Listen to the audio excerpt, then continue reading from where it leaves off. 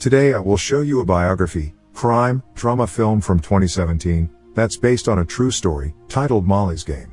During a competition, an ice skier dashes downwards through a snow-covered slope. Molly narrates in the background a survey for 300 professionals about what's the worst thing that could happen in sports. As the screen pans showing the judges tallying the scores of the skiing competition, Molly further narrates that one person answered, "It is placing fourth in the Olympics." Molly is called to prepare on deck. She recounts how she has been training all her life while being coached by her dad Larry, who only sees achieving the goal, with complete disregard of her well-being. She prepares herself mentally as she stares blankly while listening to her iPod. Against all odds she made the US ski team by her 20th birthday. This is the champion run at Deer Valley, last chance to make it to the Olympics. Molly shows her splendid technique as she glides rapidly yet smoothly down the slope. She explains how ironic it is that the very same pine boughs that help skiers hit her skis so accurately it simply snaps the release of her ski locks no matter how tightly bound it is. A ski detaches just before the next ramp, sending her flying erratically in the air, landing on her head. She crashes. The crowd screams and gasps in tragedy. The cameraman catches every second of it. Whoever answered that the worst thing that could happen in sports was fourth place at the Olympics, Molly offers a resounding screw you. The camera pans around the room with boxes scattered all around showing a number of her books. She is woken up by a phone call from an FBI special agent Tomasino. She is commanded to step out and approach them. Molly is harshly arrested for a nonviolent crime. Meanwhile, Molly in the present time recalls how she appears to be irrationally angry during her teenage years towards nothing in particular. Eventually she finds work as a waitress at a fancy club in Los Angeles where she gets to see the rich and famous. She exhibits wit and astute behavior to convince people to spend more. Molly eventually works for Dean Keith, whom she met in the club. Dean starts using Molly to organize poker games for the rich and famous.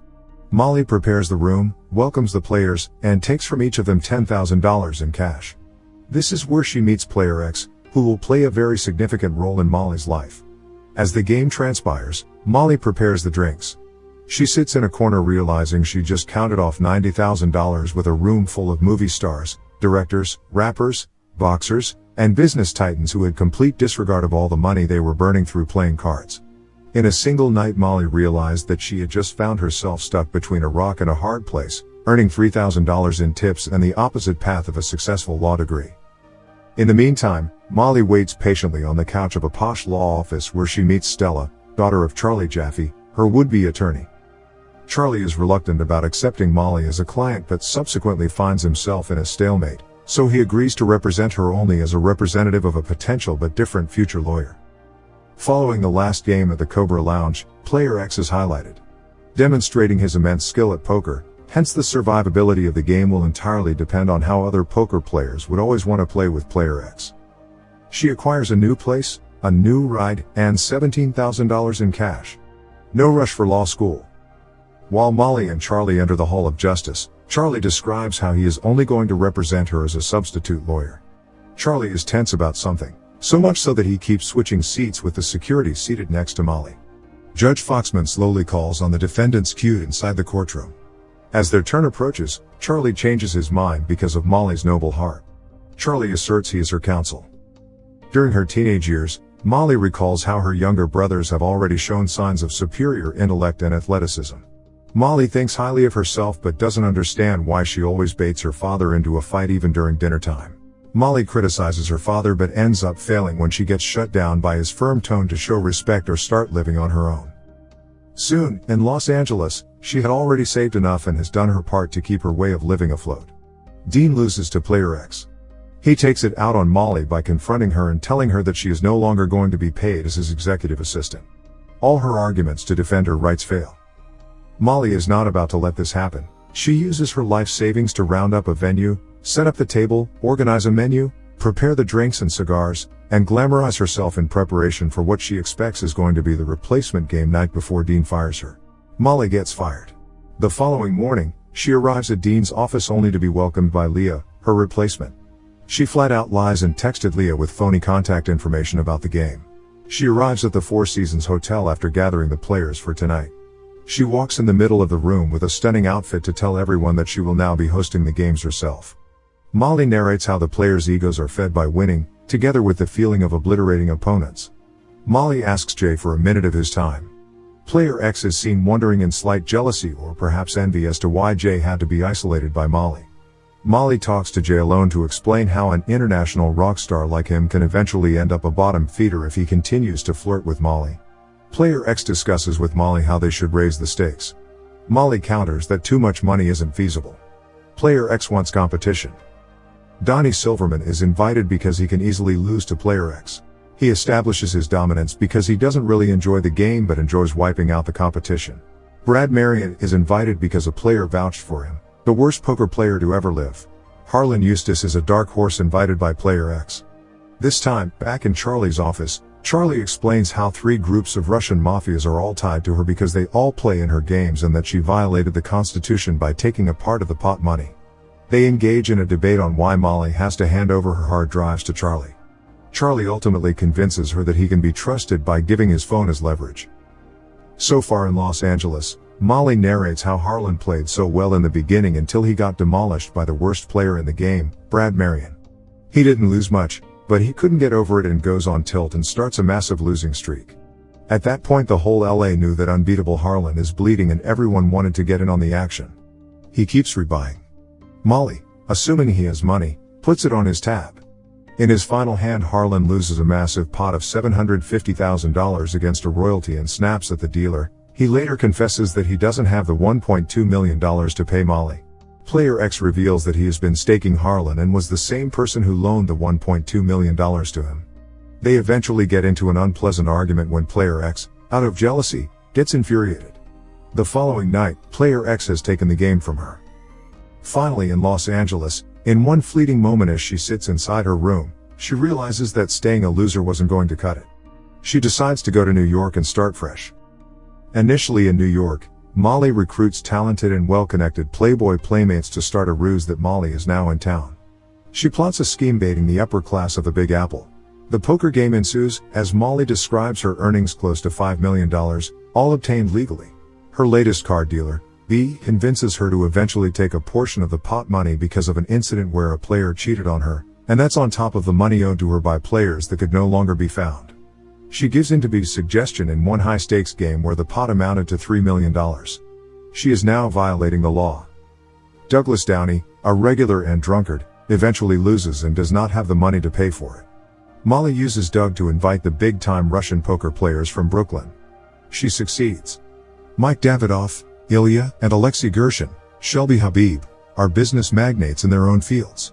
They make the game more interesting but lose nevertheless. Molly narrates that there was no way to tell these gentlemen had deep dark secrets. Moreover, in Charlie's office, Molly waits in sentimental silence. Charlie arrives with the bad news that his plan failed. Charlie settles down and asks Molly about her father. Molly admits that she had a lot of pressure from her dad, but nothing compared to how tough she was on him. In one swift pitch that Charlie couldn't intervene, Molly says she will tell everything they need to know about her but only about her. Charlie surrenders. Back in her New York heyday, Pat, her driver and security, drives her home. Molly narrates how she liked Pat because she could open up to him and receive no judgment. Pat asks her a favor to meet a couple of hedge fund guys, whom she agrees to meet at the Four Seasons bar. She could immediately tell that these two men, Paul and John G., were barbaric debt collectors who urged her to hire them, but she declined. Her doorman tricks Molly into believing that he has a package for her.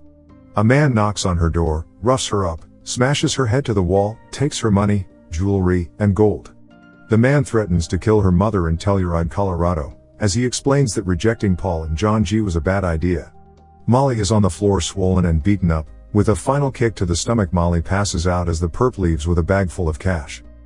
After 2 weeks of recuperating, in preparation for the next set of games, she receives a call from a drunk Douglas letting her know that he would never rat her out. During the phone conversation she receives a text message from her other phone, warning her to stay away because the FBI have stormed her venue. She panics and rushes to depart. Later, Molly is with Charlie inside a conference room being interrogated by 2 prosecutors, Henderson Wellstone and another. She answers their questions patiently while Charlie is obviously losing patience after 5 hours of unsuccessful persuasion with the prosecutors. They pressure Molly to cooperate and stand as a witness against the Russian mob. To catch her off guard, Henderson recites the number of times her name is mentioned from Mike Davidoff's wiretaps. Charlie sneers at the prosecutor after Molly explains that they were referring to ecstasy. This triggers Charlie to go into a frenzied, ferocious, and relentless declamation enumerating the various reasons Molly could have taken advantage of, after being wrongfully harassed by the U.S. authorities, yet she remains vigilant to protect all the identities she knew, because all accusations painted by the media and the government bear zero weight on the truth, all of which can be proven by the hard drives he possesses.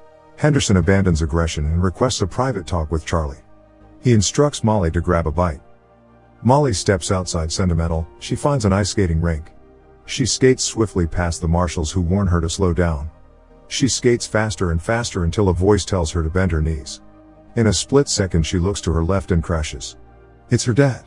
They sit on a bench and he gives her 3 years worth of therapy in 3 minutes. Year 1, Larry explains she chose poker over all other fields that she could have succeeded in, because subconsciously, she wanted to control powerful men. Year 2, Molly discovers the truth of why her father was always hard on her. It was the catalyst needed so he could raise 3 remarkable achievers on a college professor's salary. Year 3, she uncovers the truth why Larry appeared to like her brothers more over her. She had caught him cheating on her mom when she was 5 years old, and even though she had no memory of it, she subconsciously knew, which caused her to act out. The Year 1 statement was just a distraction to make her mad. Everything now made sense. Emotions arise, they make amends and hug each other. Charlie waits back in his office with tension in his face. Molly startles him.